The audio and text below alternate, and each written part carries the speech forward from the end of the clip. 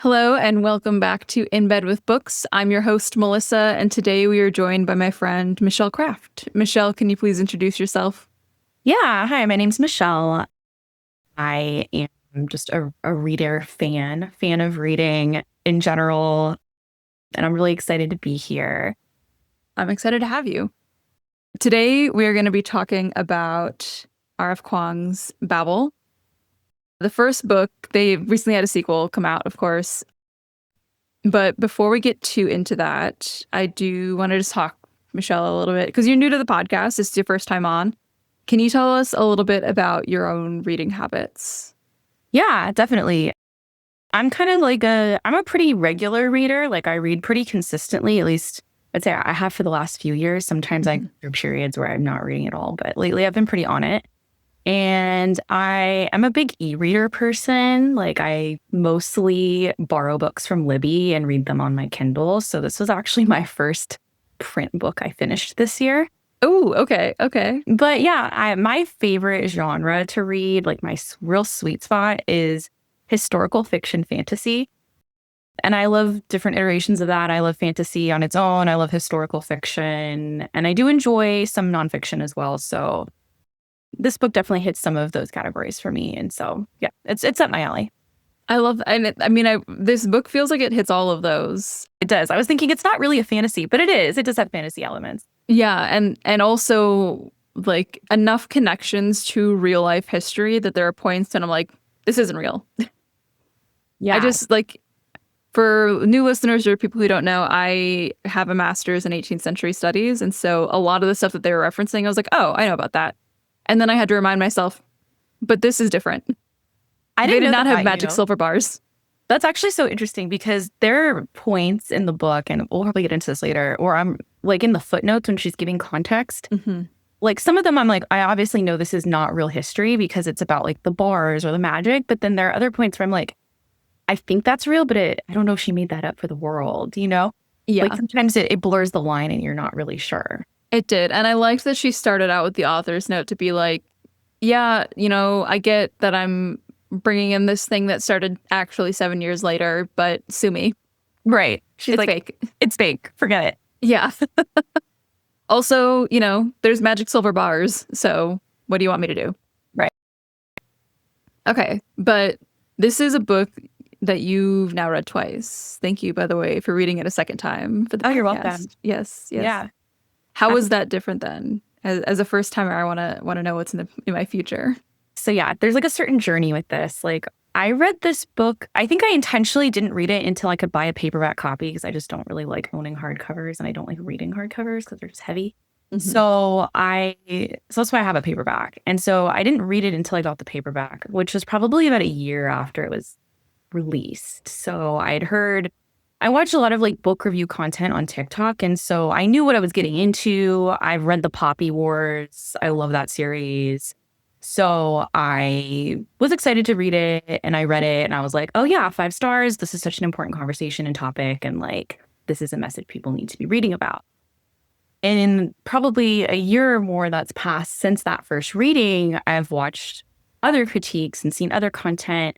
And I feel like people have moved out of like the full on just 5-star praise and into more critiquing of the work. And so I was going into it with a very different mindset of like, do I agree with these critiques I've heard? Do I not agree with them? And some of those things are like, oh, she's so like she's too obvious with the themes. She's like hammering in your head, like colonialism bad. And like, is she a good like storyteller? Is she able to craft a story well? Are there weaknesses in the storytelling?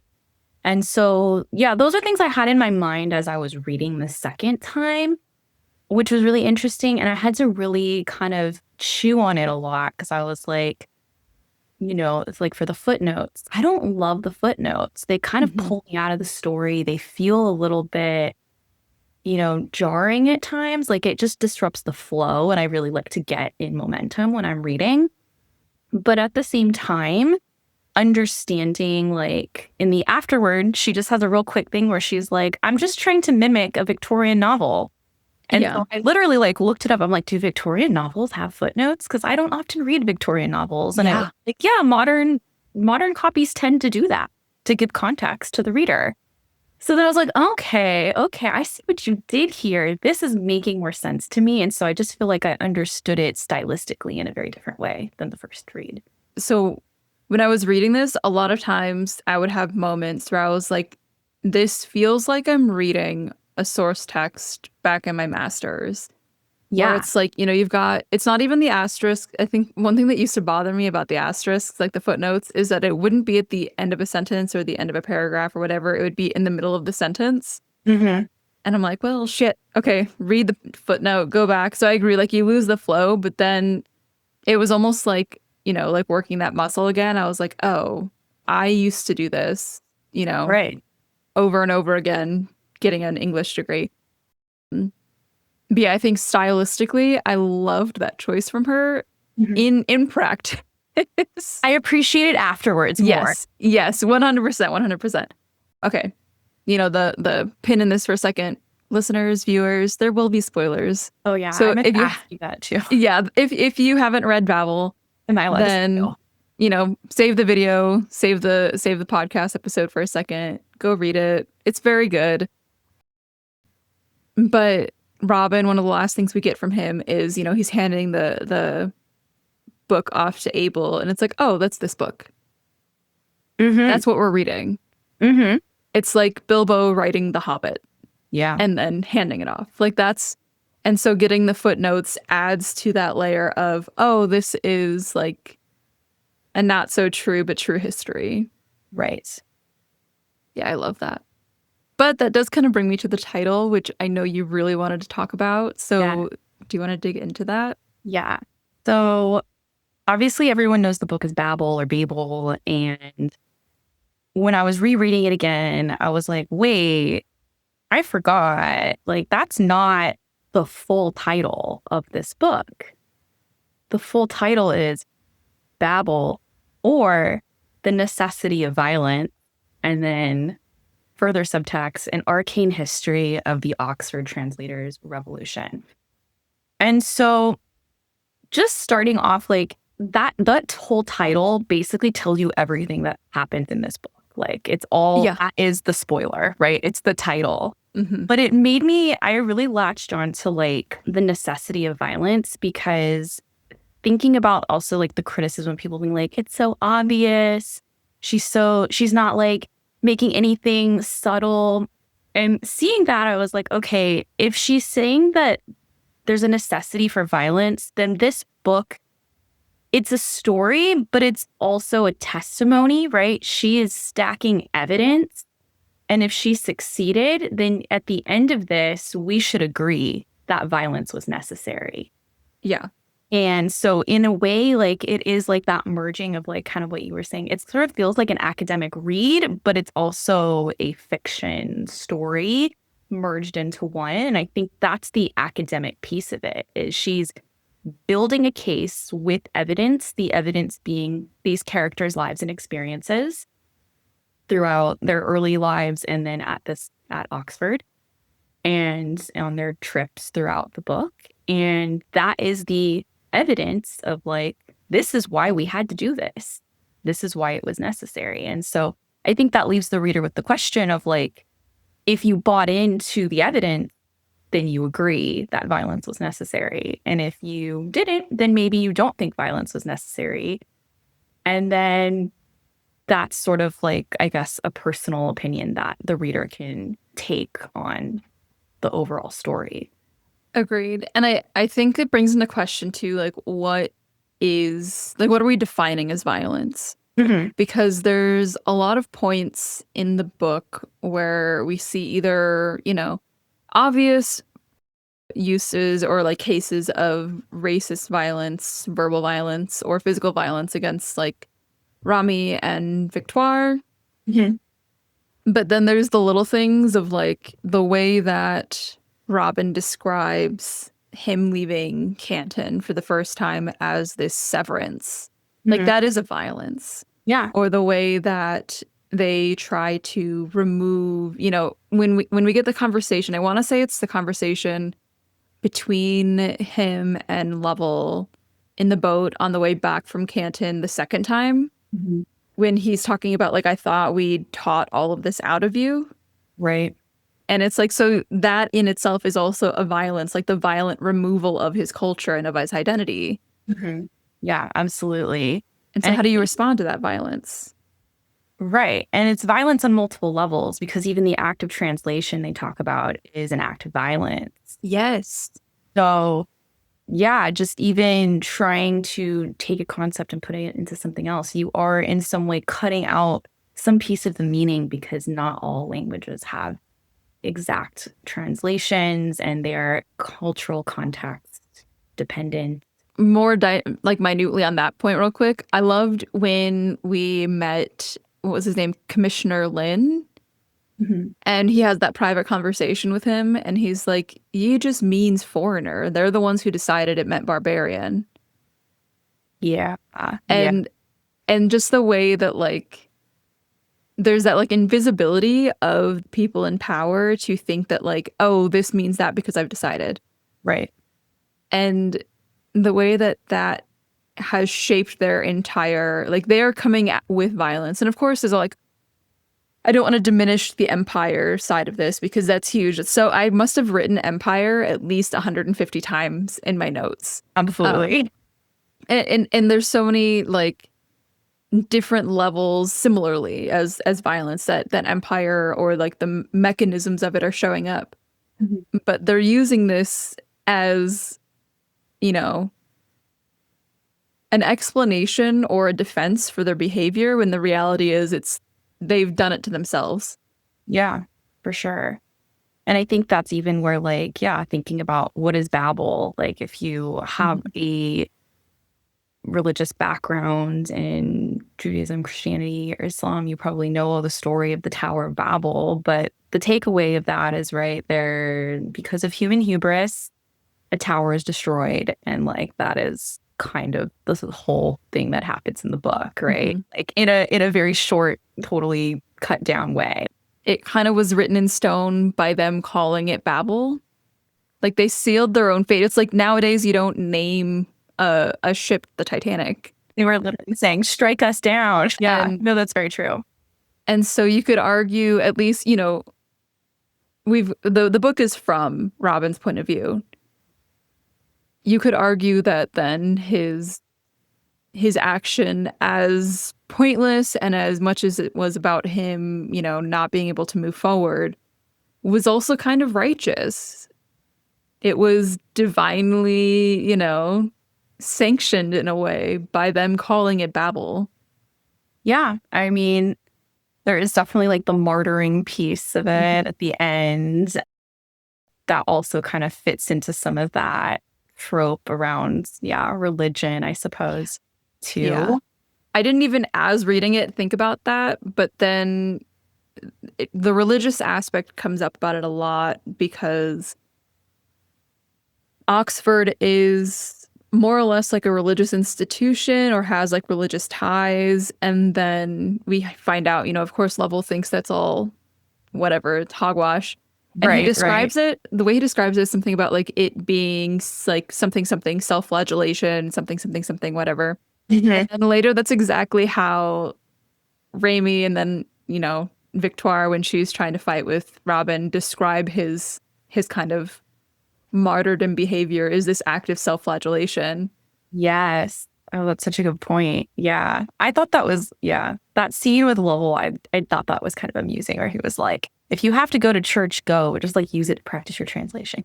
Or just do what the rest of us do and space out. I think it's true. And it shows that like what you were saying before, where like Lovell makes that comment about to Robin about like, I thought we got this out of you. It's like there is that part of him in him that is still influenced by his father, right? Mm-hmm. And all of that is still ingrained in him.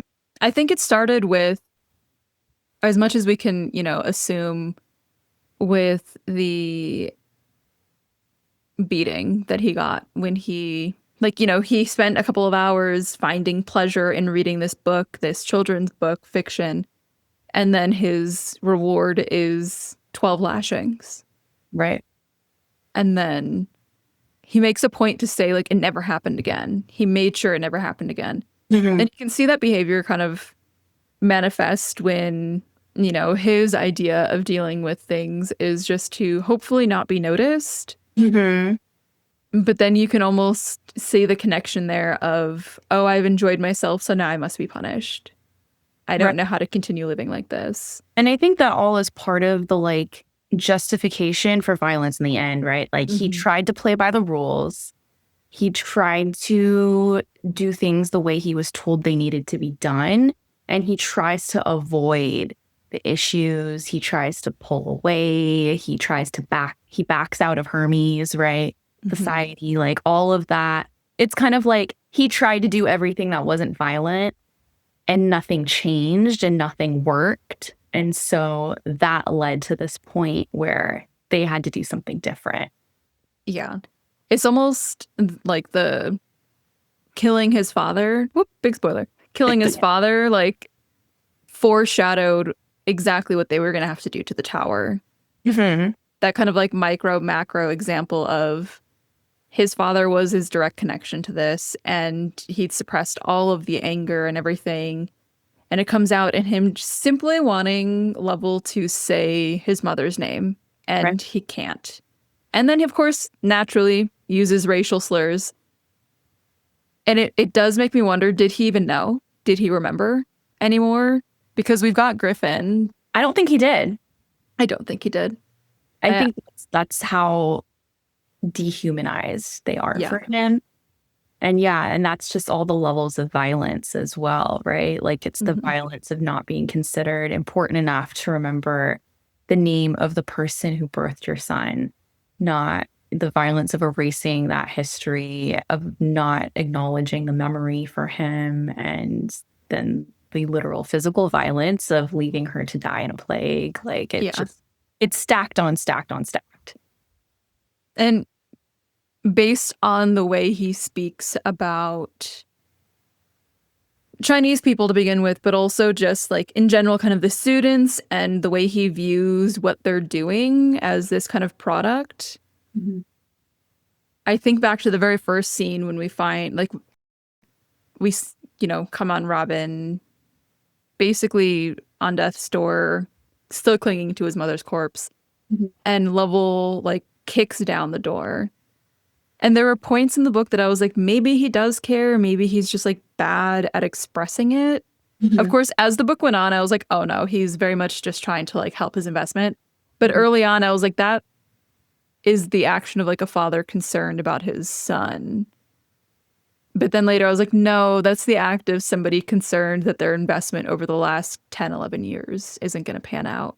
Yep, I would agree. But I think it's easy to think that. And I think that Robin also wants to think that. Like, and I think that's part of that, maybe that journey, like as the outsider, we're like, does he care? And Robin, I think, of course, wants him to care, which is why he keeps giving him chances and why he doesn't really want to defy him until he feels like he hits that point. There's like also a couple of different comparisons we're getting here. I think the first big one is obviously him and Griffin. Yeah. And Griffin says it point blank at one point when he's like, I was the failed you. He took me out too early. I couldn't do what I needed to do. Yeah. And so he tried harder with you. But then, of course, the other side of this, the other side of him needing Robin, whose, you know, real name we never learn, him needing Robin to be able to think in Chinese, is that he didn't forget. He can't have a child who both loses that identity to be the perfect little English boy that can do everything he needs him to do, and also do the job that he needs him to do, which requires him to like think, dream, have memories fully in Cantonese. It's an intense irony. Like he wants him to be able to have no connection to his homeland and to his culture and people, but at the same time, he needs to know it well enough that he can perform this job, this function to serve the empire. Which is like the same issue that arises when they get to the old library, to Chez Hermes, or however they say it. And they're like, but if English takes over, won't all of the silver stop working? And I think it's Kathy who says, well, that's the big irony of empire is it seeks to destroy that which it needs. And I think it's even a comment on capitalism and the way it homogenizes everything, right? Even Yes. in this case to language. Like if everyone is speaking the same language, there's no diversity in culture. There's no diversity in thought to some extent. Mm-hmm. Like their entire business model depends upon that diversity, which they are also actively trying to eradicate. And I think that's why it makes sense they really focus on dead languages as well. Yeah. No one's speaking them. So then they can't really be homogenized in the same way that like French can, or like a language that people are actively speaking at the moment. But then it's important to note that the difficulty becomes that the dead languages don't work as well. So It's almost like they're trying to make the dead languages work so that they can, defend to themselves the, superiority of English, and we can get rid of the other languages because look, we made it work with dead languages. Right. Yeah, the real catch-22. Yeah. I also like, in terms of like, enjoying a book, but don't enjoy entirely, you see this kind of gradient of issues and connections between the cohort. Mm-hmm. So you had mentioned earlier, like, Robin desperately tried to do it all without violence. The second they asked him to like bring the explosives in, he's like, I'm out. Which, to be fair, understandable. They're like, yeah, I did not trust Griffin, like up until things really. I think the perspective is crafted that way. Oh yeah, like even Robin is like, he's kind of a loose cannon. He's a little extreme, and I feel comfortable with his stance until he really just has had enough, and then he fully embraces everything that Griffin stood for and believed in. Yeah. And I mean, it helps that we see what Hermes is really doing. Yeah. Because it's really difficult to ask somebody like, hey, you're going to bomb something, and then be like, but I can't give you any more information about the society that you've been working for 3 years. Like, that's a huge ask. And there were so many points when Griffin did remind me of Lovell, to the point where I was like, I don't trust Lovell. What the would I trust Griffin right now? Right. And so the text makes a point to acknowledge, I think, their similarities in their passion and their temper and their kind of like intense interest, but just in totally opposite things. It's hard because you're kind of like, once it clicks, the reason that, Griffin can't do the things that he needs to do, and like how he ended up where he did, you're like, oh, he actually ended up kind of like the spitting image of Lovell from appearance, but also behavior and beliefs. Because there's the footnote where it mentioned that Griffin didn't pass the silver working in his third-year examinations. Right. And unfortunately, like his father, agreed that it was pointless to move forward then. Mm-hmm. And it's like, he's got all of this stuff where he's like, you got to break out of these like chains, these mental chains that they've put you in. I'm like, you got to like do it for your dad too. You got to like break out of the things that your dad taught you. You are also in chains. Yes. Which felt like such a motivating force for Griffin. At a lot of points, which is really tragic. I mean, there was nothing about Griffin that wasn't tragic. No. I heard R.F. Kuang has joked that like she tends to write tragic older brothers, and like this one of them. I would say so. For sure. Yeah, this one is actually an older brother too. I think there's a character in the Poppy Wars that is also referenced as like kind of the tragic older brother trope. And then it's kind of a similar kind of trajectory. Oh, yeah, it's hard. Because we first meet him and it's like, oh, this will be the father figure that he needs. Right. And then you're like, ooh, a little too like his father figure, a little bit too much. He needs like somebody else. We need polar opposite. I mean, even like their comfortability with violence actually is very mirrored as well, where Griffin is totally fine smuggling a bomb into a library, and Lovell is totally fine starting an entire war for economic dominance. Yes. Right? Like there's that same like comfort with going to violence. And so that's, I think, where Robin is the foil to them, where he is uncomfortable with that. And he's like, whoa, that's a bit extreme, everybody.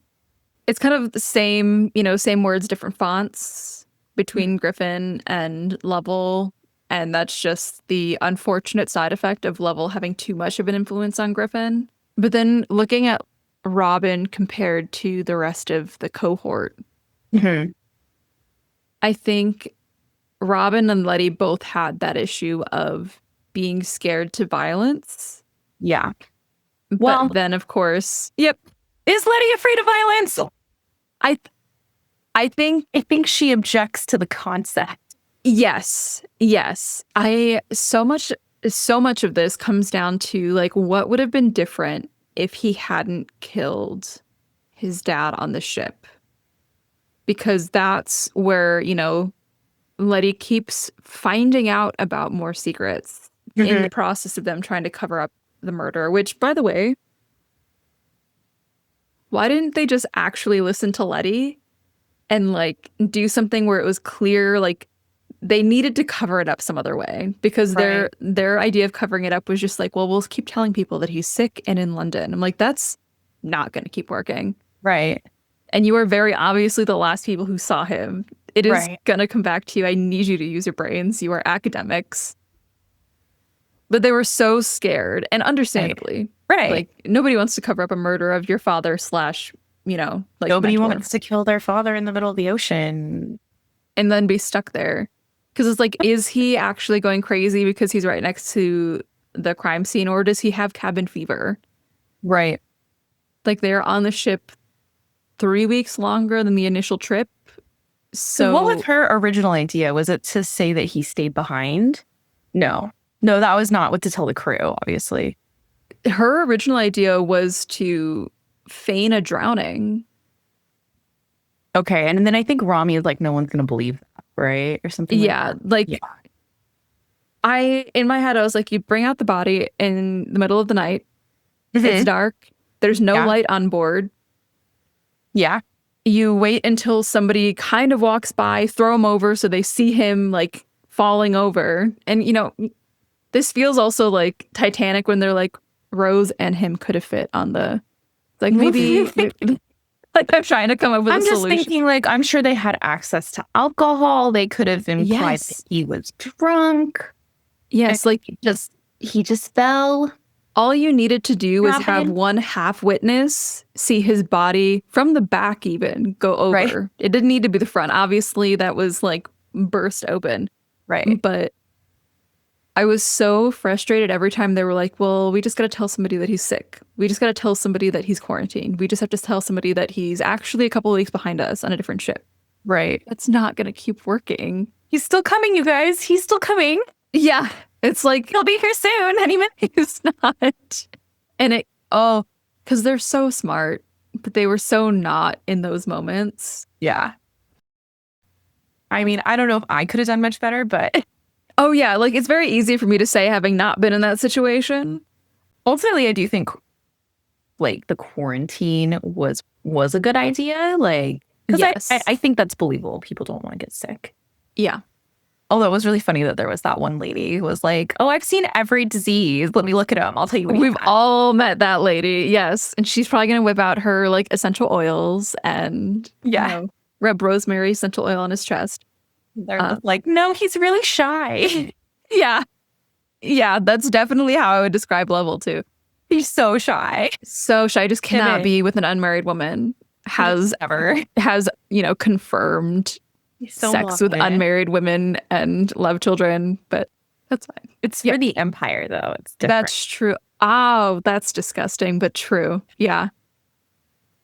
That, like, the act of colonization is used in so many different. Yeah, no, I mean that, yeah, on that literal level of him having Yeah. children, he is physically colonizing another woman. There were this is like completely moved me onto a new train of thought because there were definitely points where, and I can't remember when AI really became a thing, but the way they describe, later we find out about the strikes and the way that this is, some of these jobs should have been automated years ago. And I'm like, whoa, whoa, whoa, whoa.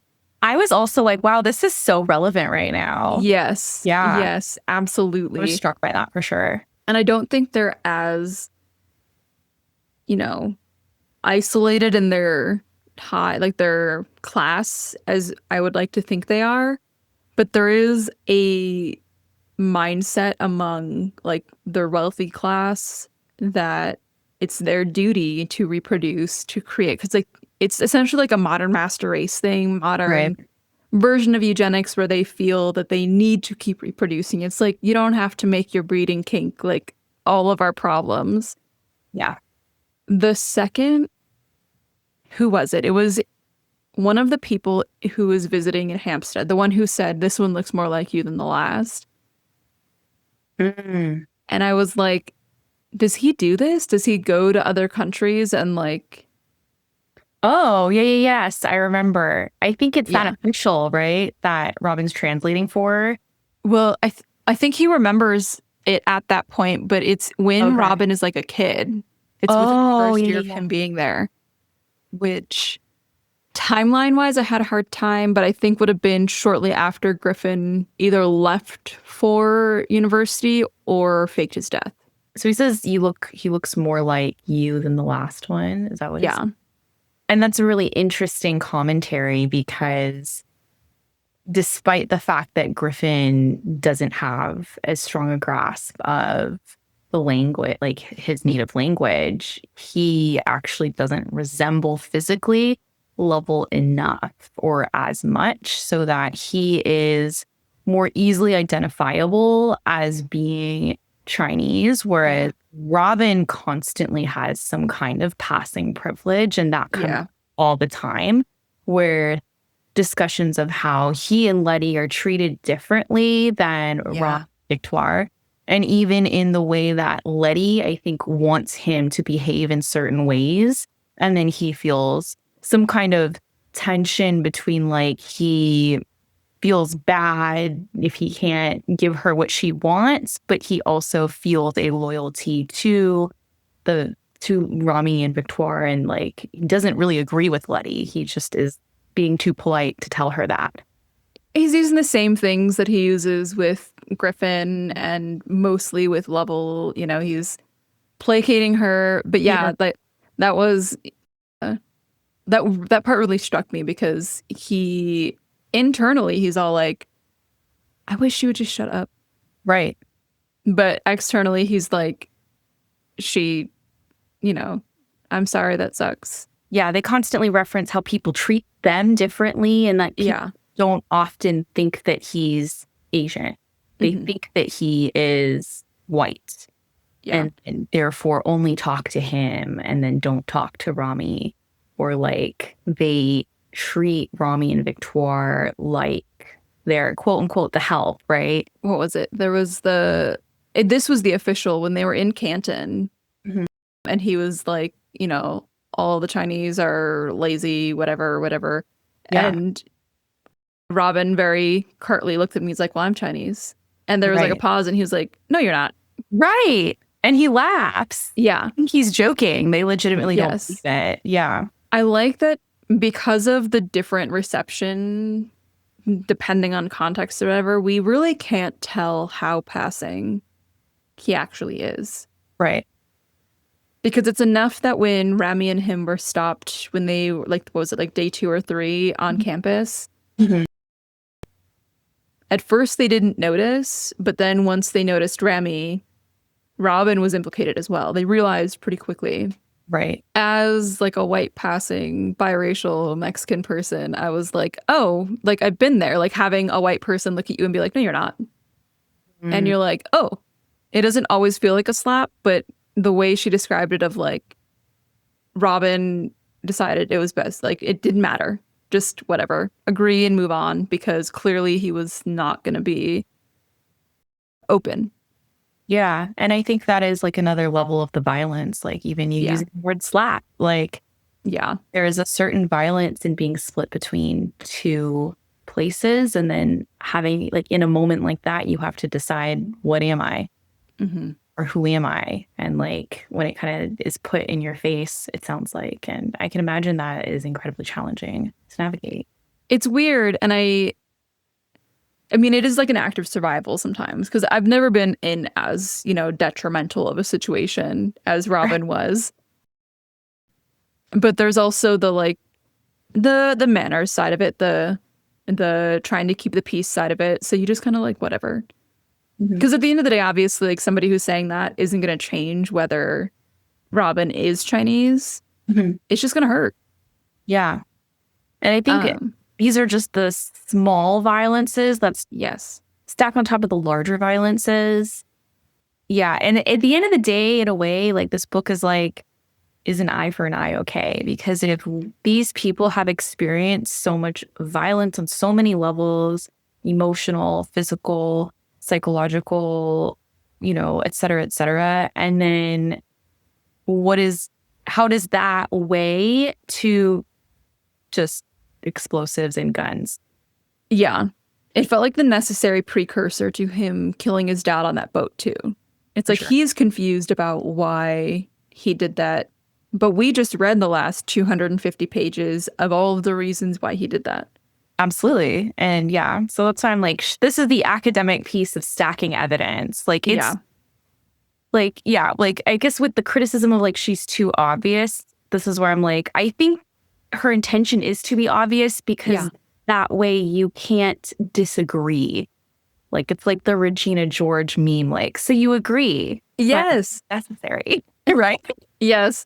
And there's also the side of this where it's like, I don't think she's arguing for the morality of, I think she's arguing for the simple like sequence of events. Yeah. Whether I think that like, Griffin is justified versus Lovell versus,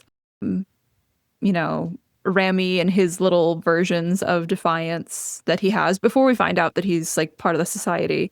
Right. This is the natural consequence of violence towards people, whether you want to view it as violence or not. Like what defines violence? It's, as simple as the limiting of someone's personhood and the little things you have to let roll off your shoulder because you don't want to get into it with someone or it's not worth your time or energy, like you were just describing. Like those things build.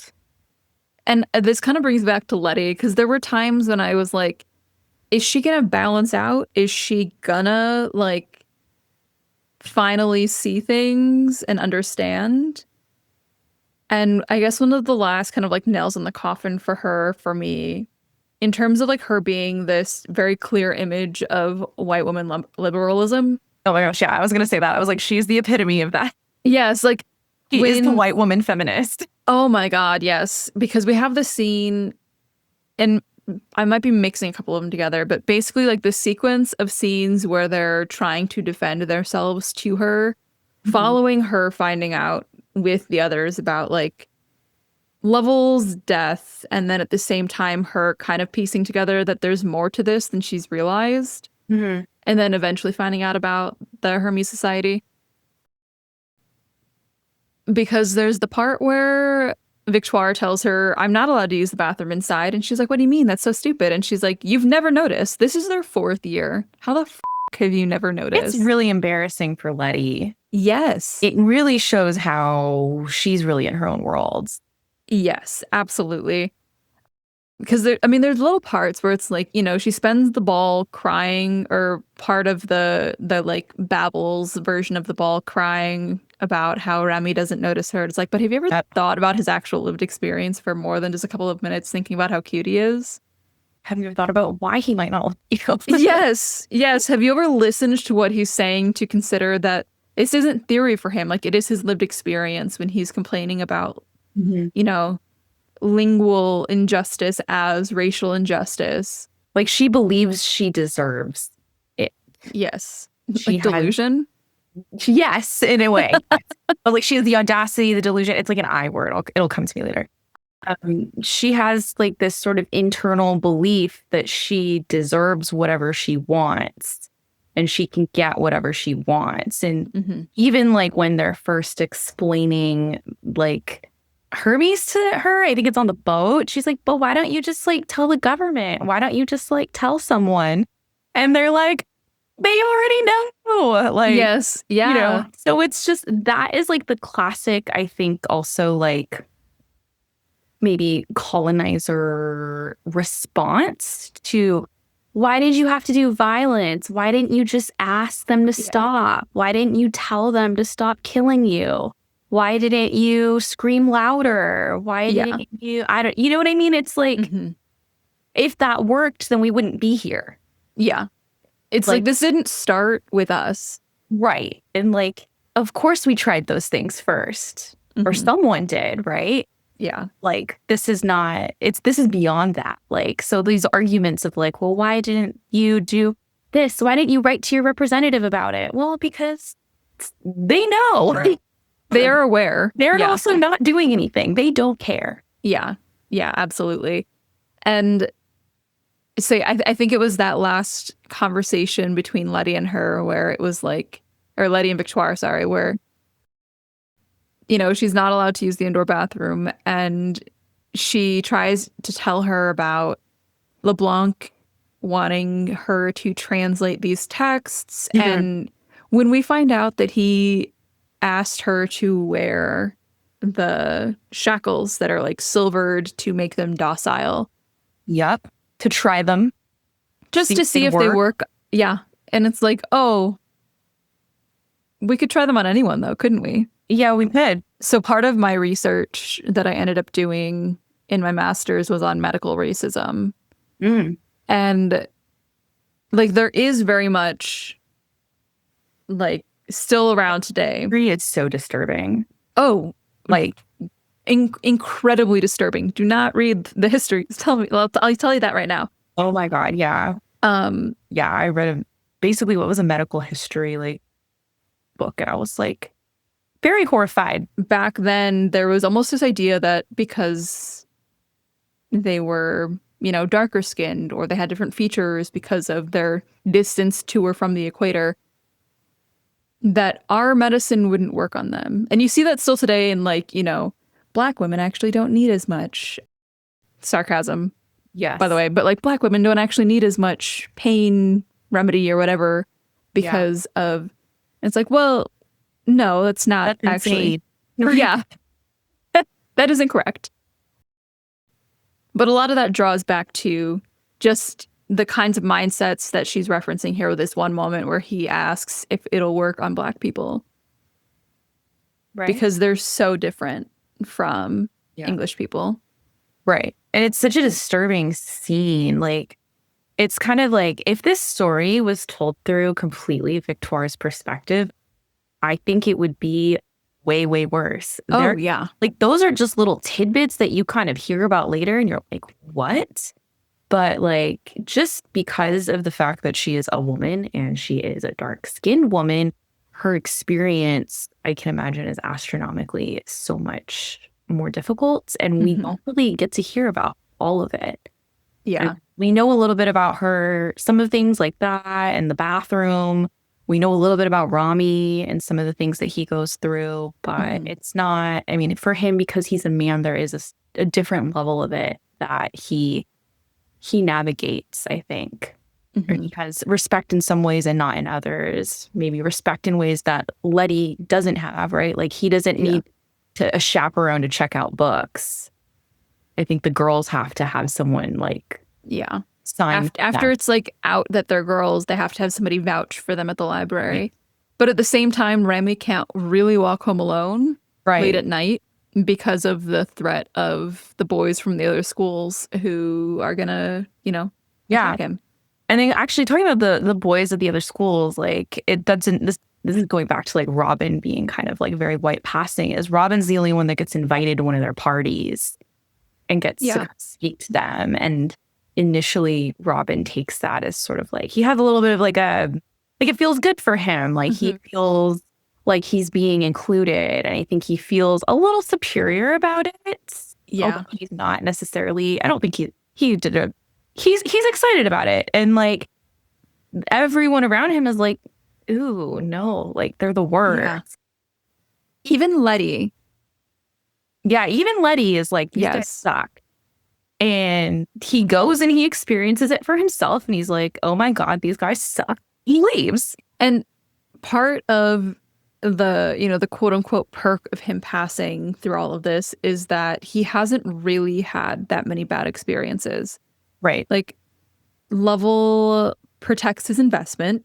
So when we hear about, at one point, one of the visitors to Hampstead brought their son, the idea being, oh, well, these two boys can learn to be friends, my assumption, until the little boy, what was it, like pulled on his eyelids? Right. And so naturally he kicked the little boy in the shins and he never saw a little boy his own age again. And I think that is, again, a really smart choice of Kuang to choose Robin's narrative to tell the story, because if his experience was that bad, and half the time people think he's white, we can't even begin to imagine what it was like for Rami and Victoire. Yeah. Through it. They each, and even Letty, like they all have a piece of the story in terms of the type of violence they experience. Letty, for more of like the feminist reasons of like being discounted as a woman and like not really being valued for her intellect, even though she's incredibly good at languages and whatnot. And she like eventually kind of, you learn a little bit more about how she's sort of like fighting the system, and she can only even go to Oxford because her brother passed away. Yeah. He was the one who was originally supposed to be there, but he didn't like school, and she learned all his subjects basically, and like did all the learning he didn't do or wasn't interested in. And so like that is obviously like a real story that many women have had to deal with. But then you also get to see how she consistently is choosing the empire and patriarchy over the totality of everyone's rights and what's right for everybody. I think because there's the line when we find out that a lot of this is only possible for her because of her brother's death, where I think she says something along the lines of like, better to have at least one child at Oxford, even if it's a girl. Right. She had to sort of, don't worry about that stuff. Just roll over and take it because you can't do anything about it anyway. And that's sort of the perspective she gives. And she even tells Robin, like, just get like a cushy professor translation job and like, don't worry about it. You'll be set for life. Like, why do you care about these other things happening? It doesn't affect you. The same way that she thought, like when we were talking about her audacity, her delusion, whatever we want to call it, as she gets closer to them. Entitlement. That was the word I was Entitlement. Yes. Feels entitled to things. She assumes that same entitlement for them. Yes. And in some ways, and at some points, and at some times, that kind of, behavior from a friend can be very supportive. And I think there were definitely early points where that read as supportive from her. Mm-hmm. But as the story gets deeper, as she learns more, there becomes that divide, which becomes very clear when she betrays them. There's this interesting moment right when she like basically turns coat, right? Mm-hmm. Where she like goes for a walk. She has a lot on her mind when they're at the old library and they're talking to Anthony, and they're like saying something about like white people or whatever. And they're like, except Letty, she's different. And everyone's like, yeah. And then it's like, where is she, by the way? Well, and it's just, as she becomes, as her eyes are opened, the hope, of course, becomes that she'll fight hard by their side. And instead, what it's done is reinforce for her to try to go down the same path as her brother. Right. that was essentially the whole point of sending her to Oxford. You send the locals, you send the English kids to Oxford to ensure that the empire gets his grasp in. That's kind of, an underlying theme here. Like the legacy of it. Yep. Hearing the legacy. And she can't escape that. As much as she didn't even really try, I don't know that there was any other path for her, really. Yeah. Yeah. I mean, I think it's one of those things where it's like, there are choices. Like, she can make a really hard decision. She will probably have a very challenging quality of life because of it. But she chooses her own comfort always in the end. And that's really kind of what I think the lesson of her story is, of like what white feminism kind of is. It's we know it's bad, but we don't want to be uncomfortable. Yeah. So we'll just kind of deal with it for now. Did you watch, or do you watch White Lotus? No, I've never seen it. Okay, I've only seen the latest season. Yeah. So one of the main characters is the daughter of a wealthy, I guess, hedge fund person. I don't know. He does finance stuff and trading. And she convinces them all to go on this trip because she says that she has a project, and because they're so rich, of course, because she's doing a research project on Thailand, they can go to Thailand instead of her just, researching it online or in a library, right? What she's actually there for, and it's revealed early on, is to try to decide if she wants to spend a year at one of the temples, essentially as like at a monastery, as like living the monk lifestyle, and people do this all the time. Right. And she spends a single night there towards the end of the season, comes back to the resort and starts sobbing because she can't do it because they didn't have AC and the bed was uncomfortable and the food was terrible.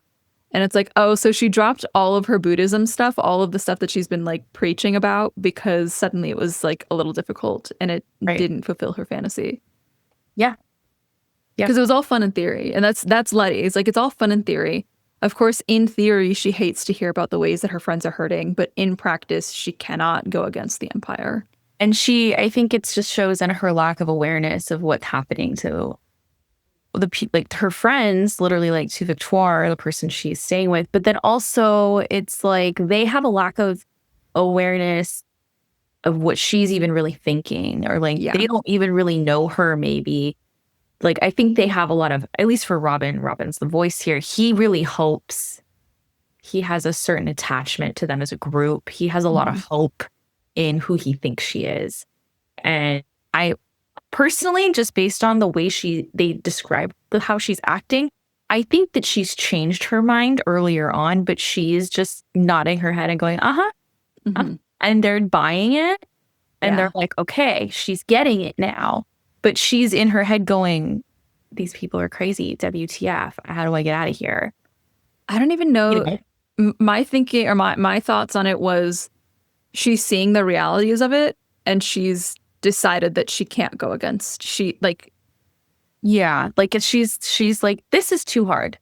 Yeah, it would actually be easier and more beneficial for me to side with the empire. The entitlement piece as well with her, I think, is so like prominent in her relationship to Rami, and the fact that it's literally like, if I can't have you, no one can. Yes. Right? It's so, I don't even know. It's just so uncomfortable, I think, to like witness, of like, you still think you own this person.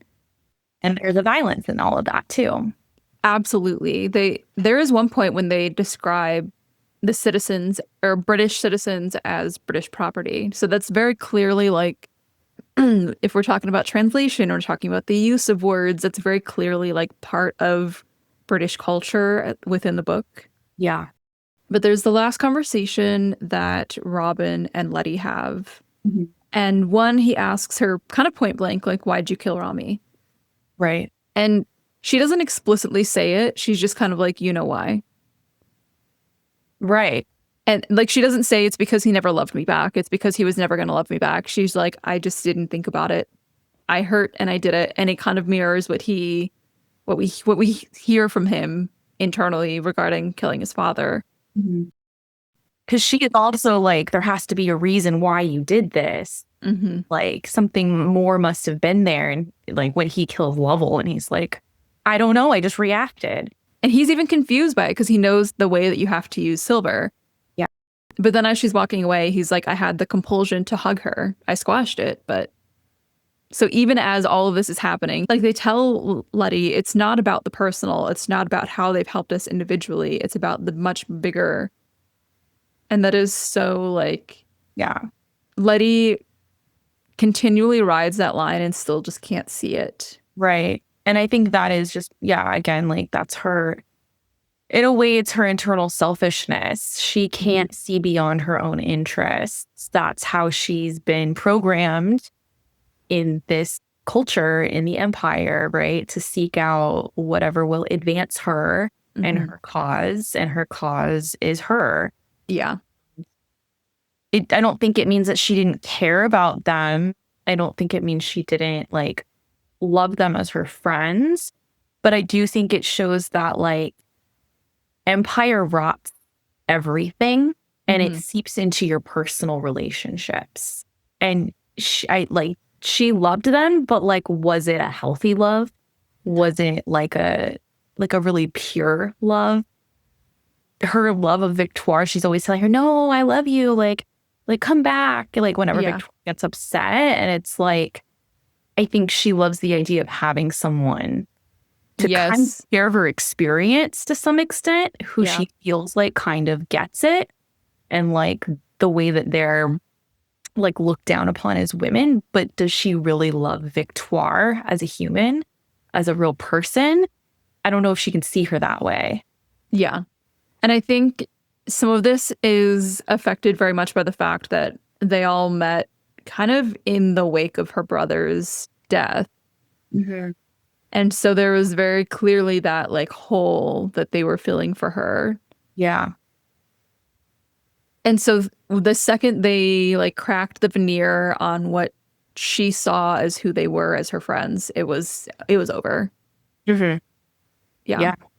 One big thing, kind of going back to, our conversation about Robin being biracial, being passing, I think the story couldn't have been, and I think you kind of mentioned this earlier, but, like, the story couldn't have been told with any of the others. It was imperative for our understanding for him to be, like, in both spaces at once. And I mean, you could have been told by any of the characters, but I think that he presents a really specific viewpoint, like you said, that shows in some way two sides. And I think the fact that he initially is resistant and, like, hesitant about full-on revolution, I think kind of shows the audience of, like, it establishes his sort of character, and that he is not an inherently violent person. He is not someone who is inherently vengeful, maybe, and that he has reservations about violence and different, things like that. But his journey into realizing that maybe Griffin was right all along, I think you have to go on that journey, because otherwise you don't see the side of, like, well, I tried to walk away and I tried to say no, but then it was just the violence is so obvious and so damaging, you couldn't do it anymore. If we're looking from the publishing side of things, and we're looking from the audience demographic side of things, the story told from Victoire, from Remy's point of view, would have been a much different story. And I think it would have been, like, a much more violent story. For sure. But the kinds of, like, micro violences that we get from Robin's point of view makes it just, like, such like tragically different. But I think also, kind of returning back to something at the beginning that you had mentioned, is, like, a big critique that you've seen is that she's so obvious with this. And it's funny because a big critique that I've seen is that she's, like, overly academic with the style. I've seen that as well. Yeah. And it's like, have you all considered that she can be both at the same time? And this does also go back to the style. Like, it is a Victorian 18th century, like long 18th century, 19th century style of writing. And she is intentionally trying to mimic that. And that's Yes. something she kind of does as an author. She likes to be a chameleon and she likes to mimic the tones and styles of certain genres. I love that. And so the fact that she is intentionally trying to sound like a Victorian novel. So I think she mentions in her afterword, she's like, I wanted to mimic the gossipy tone of a Victorian novel. And she does. Yeah. And so that's where I was like, people are making all these criticisms, but did they read the afterword? Because I Probably feel not. That's too like, intellectual. oh, it was like one page too. It wasn't even like anything. I've really struggled with this being accused of being like overly academic, because something that I have talked about on the podcast when I've talked about like my master's or whatever is that like it burnt me out. And that's why I got back into reading, because I got back into reading like fantasy romance, or just like straight up smut, because sometimes I like to read straight up smut. Yep. And all of balance. Yeah, exactly. All of these things can coexist. I can contain multitudes, and that's okay. But the idea that this was overly academic, when in reality she was pretty much like bolding the print or the themes throughout all of this, was so refreshing for me to read something that stylistically resembled those old novels, while at the same time kind of point blank told me, because it's also like, if I'm going to read a book on Batman, I can't complain that there's too much Batman. That's kind of what the like obvious complaint feels like to me. Yeah. I think it just comes down to like, I mean, it is a dark academia book. Yeah. Like, if you don't like academia, that's probably part of the problem. Yeah. And her work is academic, and she does do a lot of research, and she includes all of her sources at the end, which I also think is really fascinating. She did that with the Poppy War as well. There's like the book ends with a list of sources of books, nonfiction books that she referenced through her fiction writing. And yeah. Like, I respect that. I think that's incredible. You can't deny the amount of incredible work that went into this. Yeah. Like, she basically had to learn multiple languages to even write this to begin with. Yeah. It just shows how incredibly smart she is. I feel like smart's not even like a good enough word. Yeah, no, how incredibly intelligent. Yes. Her brain, right? It seems to be like, I don't even know how accurate this is anymore, but like left and right brained at the same time. Mm-hmm. And that's where I think some of the criticism about like, is she a good storyteller? Does she prioritize, and this is a criticism I've seen of her work in general, does she prioritize the message over the story? And to some extent, I think she does. Because in terms of maybe just like the emotional impact, like I do feel like there is a distance between me and the characters. I don't feel like incredibly emotionally, like they're super emotionally evocative to me. Like, I care about them enough that I want to keep reading about them, but I wasn't like sobbing through the book, right? It's not written in that kind of way. Yeah. And it might be an intentional choice on her end. And so, I mean, I think if that's what she wanted, was to make us more emotionally attached to the characters, I think that would have been possible. But I do think she prioritizes the message because, again, she's building testimony. Yes. Violence. She's building a case. Yeah. I haven't read her other books, so I can't speak to those and how it is. I've read the Poppy Wars and I've read Yellowface. Okay. Well, because in this, the vibe I got was very much like that was part of the style choice. Yeah. There's a lot of time jumps. There's sometimes where we spend, a chapter talking about a single hour, and then it's like, well, then that semester passed by and we got to our exams that we were just talking about being like 4 months later. Like, there's a lot of time jumps like that. And that pulls away from our ability sometimes to connect to the characters, because we're just meant to, like, she has to just tell us about certain things that have passed by. And that is of the style. biggest like things I think, as well as like with connecting, is I do feel at times she tells us a lot like they're such good friends, but we don't always see those parts. The parts we see are when things are fracturing. That's when we see the most of their own like dialogue and interaction with each other.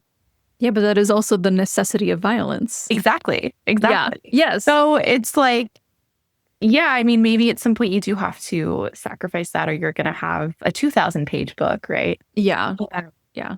And I don't think anyone wants to read a 2,000-page book. No. But there are also, I think, some parts where I was like, did we really need to know about this? Like, she's like, there's a part where she's like going through the questions on Robin's exam. And I'm like, yeah, I don't know if I needed to know that. Like, that's cool. I skimmed that.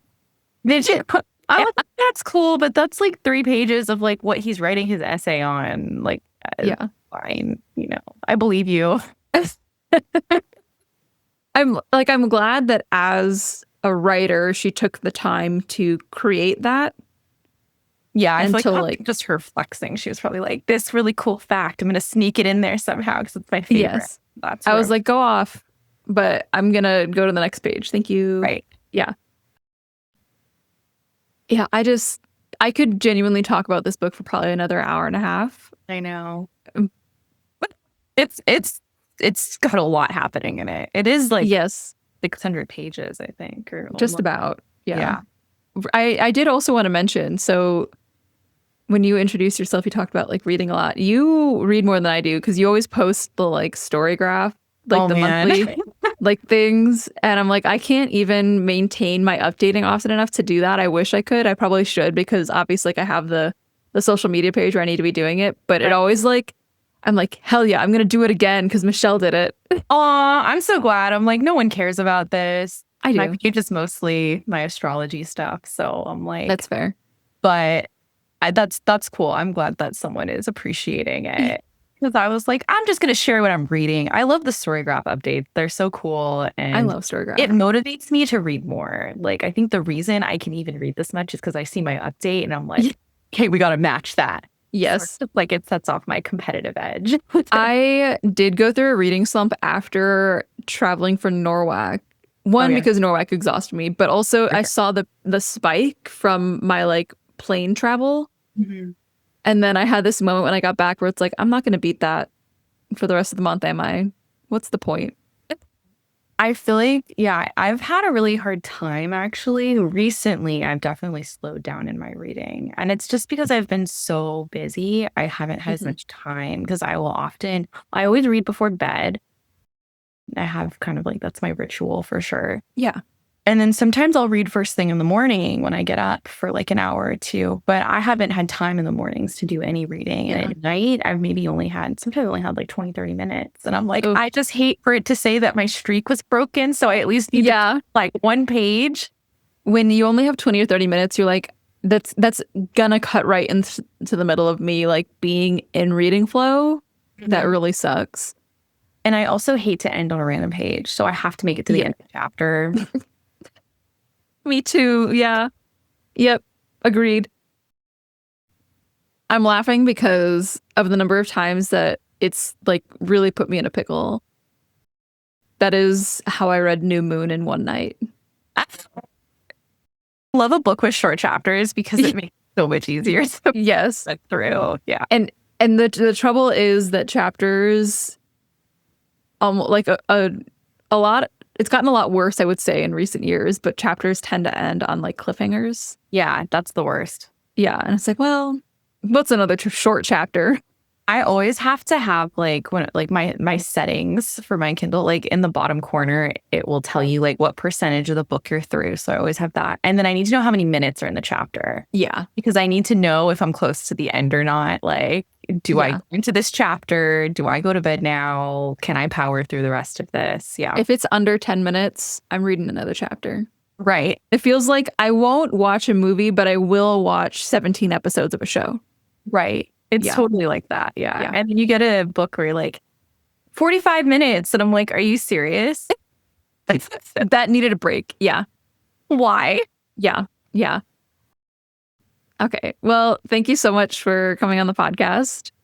Thank you for having me. It's really, I've been looking forward to this. Yeah. Do you want to real quick, like, you're welcome to plug your stuff if you want to like tell people where to find you and like what you do. Yeah, sure. So I mentioned astrology. That's sort of my main social media presence. So my Instagram is at Crystal Soul Heal. If you are interested in booking a reading, Soul Healing with Michelle astrology, or sorry, just soulhealingwithmichelle.com, but that's my astrology booking website. And yeah, you can follow me on Instagram. I do post like my story graph monthly updates usually in my story. And I'm always happy to talk about books. I love it. I always am like, should I talk about books more in my pages? Should I start a TikTok and talk about books? I'm always on the fence about it. But sometimes I read something and I'm like, I need to tell someone about this. That is literally what birthed the podcast. So I mean, it makes perfect sense. So if you have any other thoughts about what we talked about today or things we didn't even touch on, because I feel like we really only skimmed the surface of like a couple of themes in the book. Absolutely. Feel free to comment down below or email me at inbedwithbookspodcast@gmail.com. Mm-hmm. But otherwise, thank you so much for joining us today and happy reading. Thank you for joining me for another episode of In Bed with Books, a bookish podcast for bookish babes. Make sure to like and subscribe so you can keep up with all of the latest updates.